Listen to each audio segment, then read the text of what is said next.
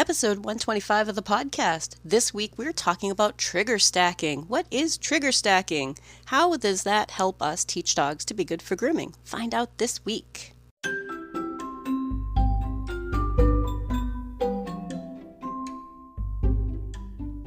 You're listening to the Creating Great Grooming Dogs podcast. I'm Chrissy Newmeyer-Smith. I'm a certified professional groomer, a certified behavior consultant for canines, a certified professional dog trainer, and the owner of Happy Critters in Nashua, New Hampshire.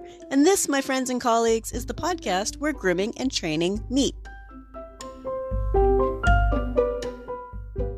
This week we're talking about trigger stacking.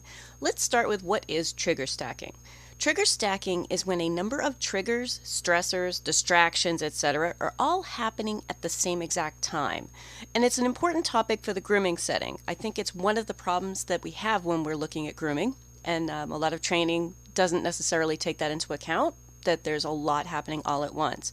One of the challenges is that there's just so much happening.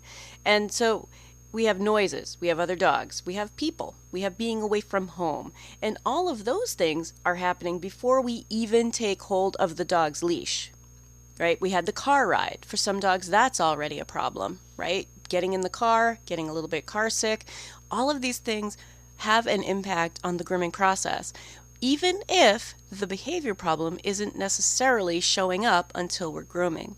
Now, during the grooming process, now we have the dog who finds particular things difficult, right?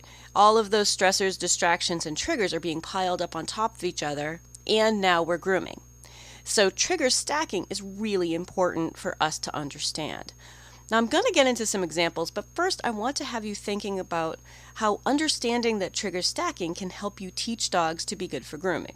Because if we see a behavior change, if we observe that the dog is having a hard time, we can pause to think about all of the other stuff and things going on at the same time. And just pausing to think about it all. Then we can try to lessen, decrease, and or remove some of those other challenges. It also means that if we're sending people home with something to work on, we can be aware of what's going on in the grooming setting and what they can do at home. That might be working with less distractions at home. That might be building on your distractions when you're at home.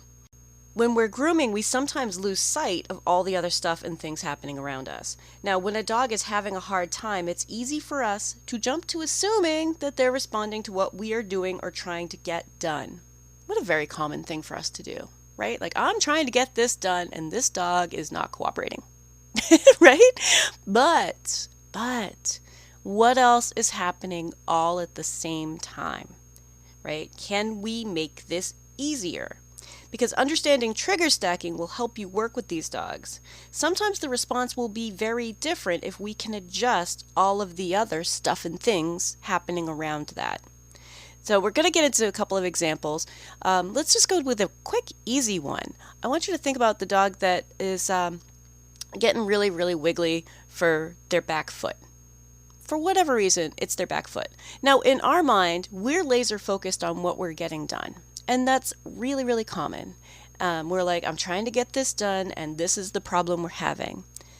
But what if we take a step back, pause, and take a look around us and see what else is going on? Because often there are other factors involved with that back foot. So what do I mean by that? One of those factors could be that there's another dog staring this dog down from another table, right? Not all dogs get along with other dogs. A lot of dogs don't enjoy the company of other dogs. A lot of dogs have had some really terrible things happen with other dogs, and I think we forget that, and there's a dog across the room on another table, or a dog being walked through the room, right? That could be one of the triggers on top of all of the other stuff. It could be that this dog has been having this endurance run, this long, lengthy process, and is really just spent. Tech talk. This dog is spent, right? This dog's attention level is gone now, right? Maybe earlier in the process, doing those back feet would be different for this dog. And that's why understanding trigger stacking can help inform us so that we know how we can proceed in the future or how we can continue today. Because maybe we'll say, you know what? I think in the future, we're just going to do these back feet before you're really tired, right? Save the time for looking at what the challenges are. Maybe we'll book you on a day that's not a Saturday when it's super, super busy. Maybe this dog is wildly overstimulated by everything going on around us. These things are really common. But like I said, so many of us people, because it's the way we think, when we are working on something and experience difficulty, we focus in on the thing we were working on. Which is why often when people ask me questions like, what do you do if a dog hates having his front legs done? Right? Like such a common one. Like, what do you do with the golden doodles who hate having their front legs done? And I have to gather more clues because trigger stacking is part of what's happening. What else is happening right then? And what does he do? What does he do when he hates having his front legs done? That doesn't give me enough information. So when we know that there's a lot happening all at once, then we can try to eliminate some of the other stuff that's going on in the background, right? Help this dog be better for the challenge that we're trying to get done. And we are trying to get something done, and I think sometimes trainers and non-groomers forget that part. They're like, well, does it really matter? Like, yeah, it really does. Maybe not today, but it'll matter in the future. Dogs have grooming needs, so we do need to work on it. We do need to help get them past it. And we need to figure out how we can do that while keeping them, and I know I've said it millions of times, you guys are ready to sing along, calm, comfortable, and cooperative, right? Because that's the ideal. That's the goal. We want a dog to be calm, comfortable, and cooperative. We want them to be able to hang out with us and let us do our stuff. Be the repositionable action figure, reposable, lift up a foot, guide the leg forward, all those other things. Let me look at your tail, let me move your ears around, let me touch you with stuff and things. But we can lower difficulty levels if we know that there's other stuff happening in the room. So let me give you another example. This one's another common example. We turn on the dryer, and now there's this loud noise, and the dog does something. Is it just the dryer, though? Is it just the loud noise of the dryer? It's hard to say, right? We need to look at the whole picture, right? The whole picture. And let me give you an example because this one happens quite a bit. We actually have a dog who's in the tub who's already a little nervous. Maybe they've been slipping around a little bit. Golden retrievers come to mind instantly. As dogs who are just like, I'm slipping around a little bit. They like good footing. I know that's, a lot of breeds like good footing, but they like good footing and they're slipping around a little bit. And then you turn on the dryer and they're like, enough of this baloney. Oh my God, she just made it harder, right? Like this was already hard. So think about it from a dog's point of view without being too anthropomorphic. I mean, we don't necessarily want to assume everything that they're thinking is something that we're understanding. But a lot of these dogs were having a hard time already, and then we turn on a high-velocity dryer, right? And we start thinking, boy, it was that dryer. Maybe it wasn't. So if we know about trigger stacking, if we know that there's a variety of things happening at any given point, right, then we can address a bunch of them. And what I mean by that is that same golden retriever who's in the tub who suddenly went, oh my God, and now they're panicking.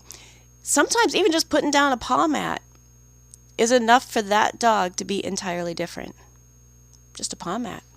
Sometimes a happy hoodie is enough for that dog to be like, okay, it's not as distracting as it was. I'm back to something I can handle. I'm back to the amount of stressors and triggers that I was able to handle, and then that's loud noise. Now, if you think about triggers as being almost like blocks.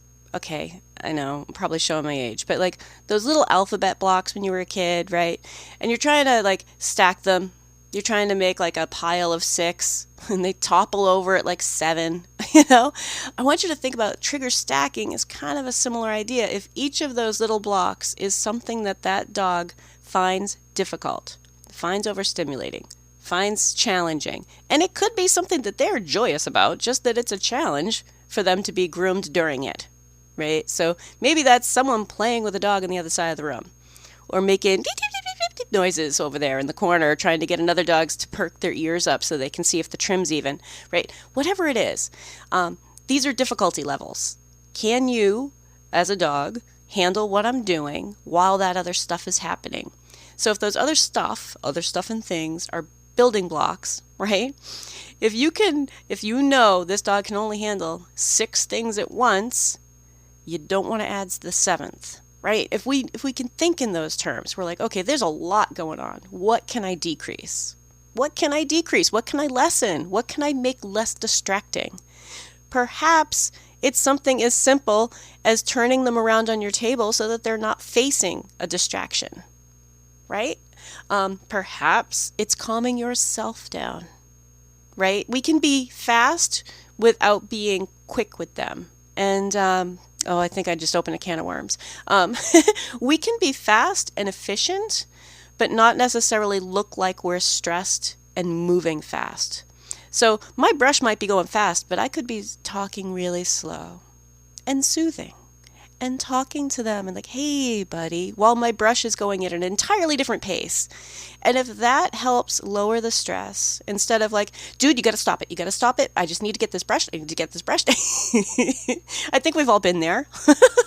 Okay, non-groomers might not know what I'm talking about, but I think groomers, we've all been there. We're like, dude, I just got to get this done. Oh my God, I just stop sitting on your tail. Don't you know they're going to be here in 5 minutes, right? Even if like everything else is happening around us and we still need to be fast and efficient, sometimes if we can just bring it down, like, okay, what about my own physical actions and the way that this dog is perceiving me right now? I'm one of those blocks. I'm one of those triggers. I'm stacked in there too, right? If I can lessen that piece by saying like, oh, all right, hey, buddy, dude, I'm just brushing you while my brush is still going at whatever speed it needs to go, right? I mean, I think that non-groomers don't necessarily understand that sometimes we're working fast, right? Sometimes those clippers are all over the place, right? Sometimes we go from like foot to foot to foot to foot and we're moving around them and stuff. And there's other things happening in the room. And sometimes we need to look at everything. So that's trigger stacking, and why trigger stacking is important for us to know so that we can eliminate some of the triggers, so that we can backtrack and say, what else is happening right now? You know, maybe mommy shouldn't get you all wound up before you leave. Before she leaves, rather, you know, before she drops you off. And I think we've all experienced that. Like, hey, can you have your husband drop off now? Or can you have your wife drop off now? Because it's that person who's like, it's okay, buddy. It's just a haircut. And they're all but crying on their way out the door. Like, oh God, I hope he's going to be okay without me, you know? Like, that's a trigger. That's already setting this dog up for a stress level. And think about how many stress levels build on each other. Now, in the next part, I'm going to give you some human examples of trigger stackings to help really drive the point home that there are ways that we can lessen some of these triggers and help a dog feel better about what we're doing in that moment. Because sometimes, without all the other triggers, what you're going to find is that that's a dog who's like, oh yeah, sure, dry my ear, right? When nothing else is going on. They're like, yeah, okay. Those are the dogs whose owners say, I don't know, I don't understand, he's fine at home. Yeah, because he's in front of his refrigerator and nothing else is happening. He's not in a busy grooming shop. So in the next part, we're going to give some human examples. If you're enjoying this podcast, please remember to subscribe so that you don't miss any episodes, and tell all of your friends. Trigger stacking with humans. So one of my examples for people is you're driving. It's a rainy night. The roads are really kind of slick. The visibility stinks. You're on an exit ramp and your car hydroplanes a little. Just a little bit. Like you feel it slip off the road a little bit. We all handle that differently. And even though normally you're like, I like driving. Maybe you do like driving. Maybe you don't. I like driving. Normally I'm like, hey, I like driving. So now I'm driving and the car slips a little bit. The visibility's bad. It's raining, you know, lots of stuff happening. Let's say it's even at night. Okay, so now we're adding, it's nighttime, it's raining, visibility is really bad, the wipers on high are barely taking care of it, and you just hydroplaned. All of those things stack together. And different individuals handle all of those things differently. And what do we do? What do we do? And I'm going to say I use this example with owners a lot, and most people agree with me that what we do, as soon as we've skidded a little bit, all right, we get the car back under control, what we do is we try to lessen one of those stressors, right? Generally, this is the human experience. Like, whoa, there's a lot going on right now. One of those things that we do is we tell the kids to be quiet. Okay, everybody needs to be quiet because I need you to concentrate on the road.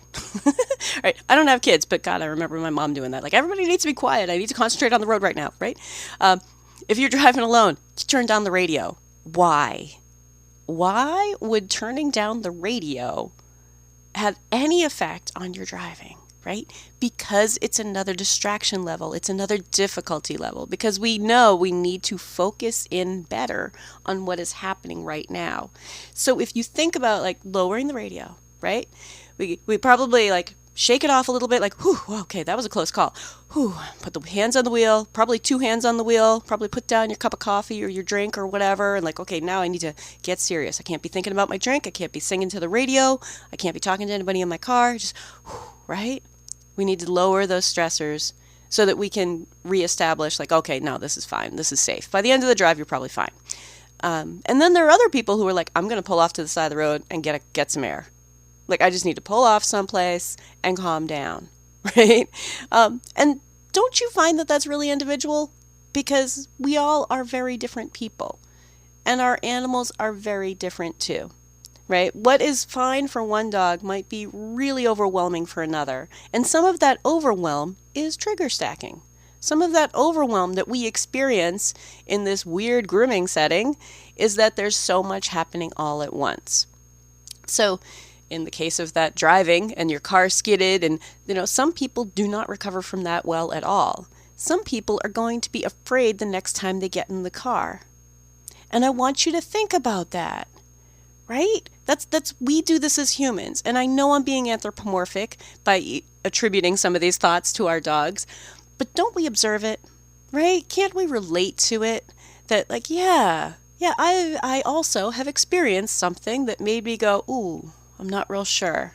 I used to be confident about this drive, but then a deer jumped out in front of my car, and that terrible crash that we had because of our freaking deer, right? And as another example, if you've ever had something like that was just so random, I had a deer jump in front of my car, and I'm not a particularly nervous person, but I'll tell you what, it does something, because now you're kind of seeing, like, you're driving along and you're noticing, like, that hedge, and you're like, I can't see past it.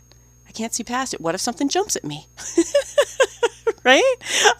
Maybe it's a matter of dusk and dawn. Maybe it's the time of day that happened, that you're a little extra edgy. You're driving, but you're like a little extra edgy, right? Maybe it's that stretch of road that you just can't quite let go of it. Like that's that stretch of road, and oh man, that freaking deer. I know deer passed through here, and it was only one event.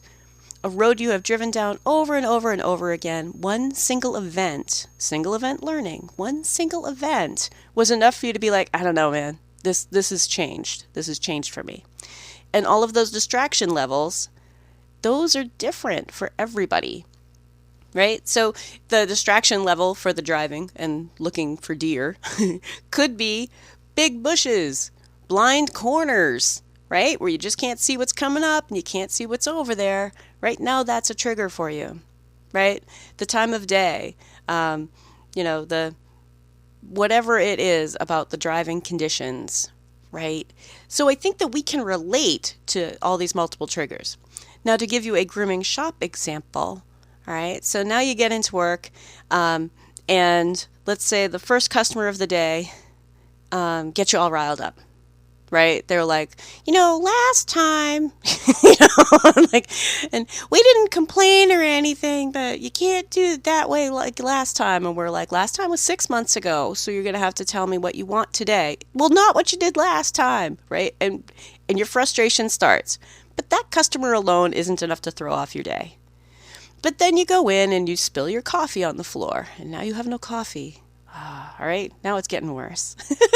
But spilling your coffee on the floor alone, that wasn't going to kill your day, right?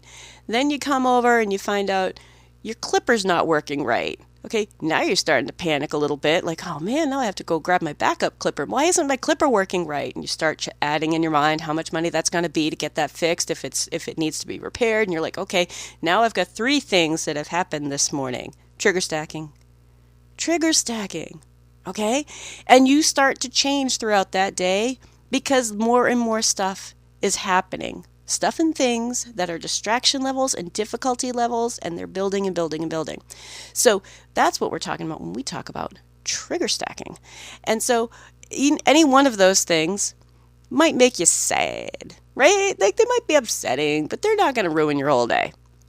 It's all of the stuff added together, right? All of the stuff added together.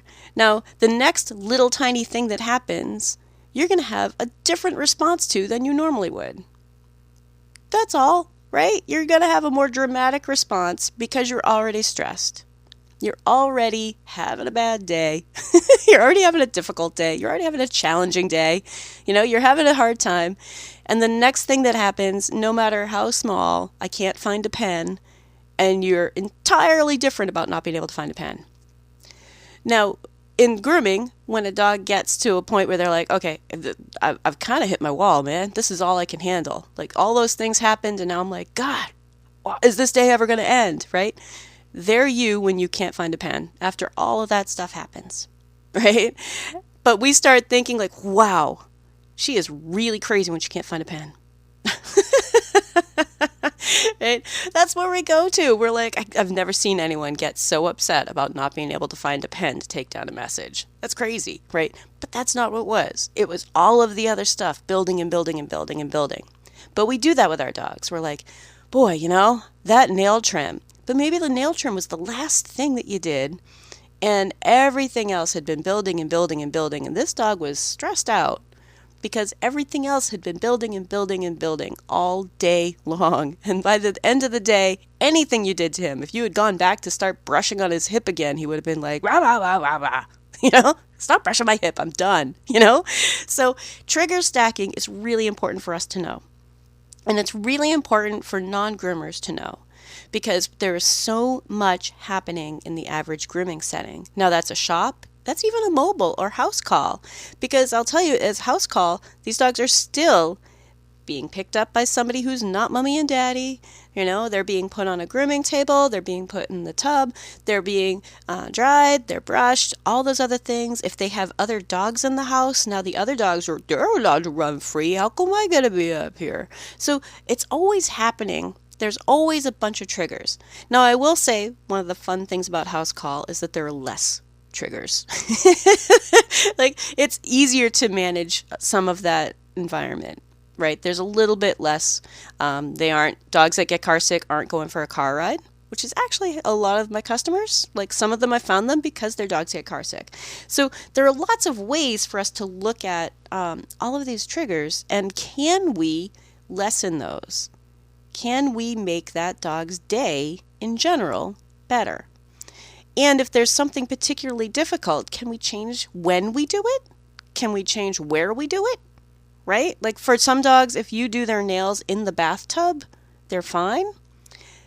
And honestly, we can that's a whole can of worms too, but I kind of think that some of that is because they're in the tub and they don't feel like they're going to fall off.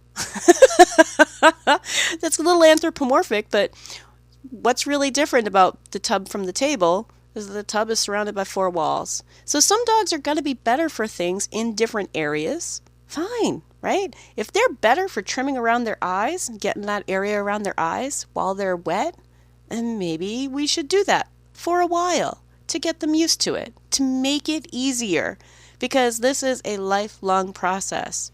Dogs are going to have grooming needs for their entire life. So if we're aware of the number of stressors all happen at the same time, all of those triggers for the particular dog, and many of them are the same for lots of dogs, so we can think of lots of different types of triggers. So if we are thinking about how many triggers we have and just how much this dog can handle, and can we lessen those? Can we make those triggers less triggering? Can we teach that dog about those triggers individually so that those things don't bother the dog in the future? So there are lots of ways that trigger stacking and understanding trigger stacking can help us in the grooming setting, and for teaching dogs to be good for a grooming setting if you are a non-groomer. If you'd like more information, you can find me at Chrissy@happycritters.net, happycrittersdogtraining.com, or you can join the Facebook group Creating Great Grooming Dogs podcast or the Facebook page, Creating Great Grooming Dogs. I really look forward to hearing from you. If you're ready to go beyond the podcast, and I hope you do, I've made it really easy for you. If you go to creatinggreatgroomingdogs.com and click on your next step, you'll see all of the options. There's the Scholar Lounge community, there's the Modern Grooming Professional Certification, there's Master Canine Stylist and Professional Canine Stylist Diploma testings, there's the Behavior Lab for coaching and private one-on-one sessions with me, and of course the Master Groomer Behavior Specialist program. So go to creatinggreatgroomingdogs.com and click on your next step.